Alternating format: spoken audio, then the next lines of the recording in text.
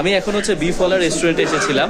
আমাদের এখানে একটা সেশন হলো, কবির আনোয়ার ভাই যেটা নিল ম্যানেজমেন্ট লেসন ফ্রম দ্য সিরা। আর আলহামদুলিল্লাহ খুবই এনজয় করলাম, অনেক কিছু শিখেছি, সেটা হয়তো আমি শেয়ার করব পরে। আর প্রথমবারের মতো বিফওয়ালার বিফ টেস্ট করার সুযোগ হয়েছে। আমার ওয়াইফ আমাকে সবসময় বলে যে আমার ওয়াইফেরই হচ্ছে একটা ফুড বিজনেস আছে, আমি সেটা কখনো কেন প্রমোট করি না। তো সেটা প্রমোট করার আগে আমি আজকে জাস্ট বলে নিচ্ছি যে ভাইয়ের এখানকার বিফ কিন্তু আমার কাছে খুবই ভালো লেগেছে। তাদের একটা থালিও আছে, তো এটা আপনারা টেস্ট করতে পারেন। আলহামদুলিল্লাহ আমি খুবই এনজয় করলাম আজকের আসলে ইভেন্টটা, সেশনটা খুবই ভালো লেগেছে।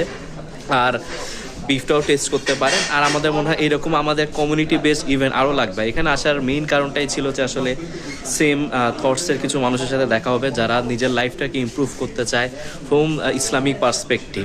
আমরা একটা আজকে একজন বলতেছিল যে একটা এরকম সেমিনারে গেছে, সেখানে হচ্ছে আইস ব্রেকার হচ্ছে মিউজিক দিয়ে। তো এগুলা কিন্তু আমাদের ইসলামিক নলেজ বা এডুকেশনের বাহিরে।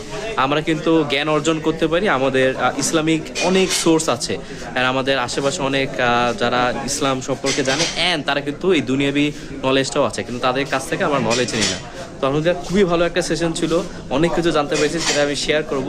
আর আজকের এই বিফটাও আমার খুব ভালো লেগেছে, খাবারটাও খুব ভালো লেগেছে। আপনারা সেটা ট্রাই করে দেখতে পারেন। আমি ইনশাল্লাহ হয়তো কমেন্টে কোনো জায়গায় দিয়ে দেবো ভাইয়ের পেজের লিঙ্ক। অ্যান্ড অলসো মেবি আমার ওয়াইফের যে বিজনেসটা আছে সেটারও লিঙ্ক আমি তো দিয়ে দিতে পারবো। তো আপনারা সেখান থেকে অর্ডার করতে পারেন ইনশাল্লাহ।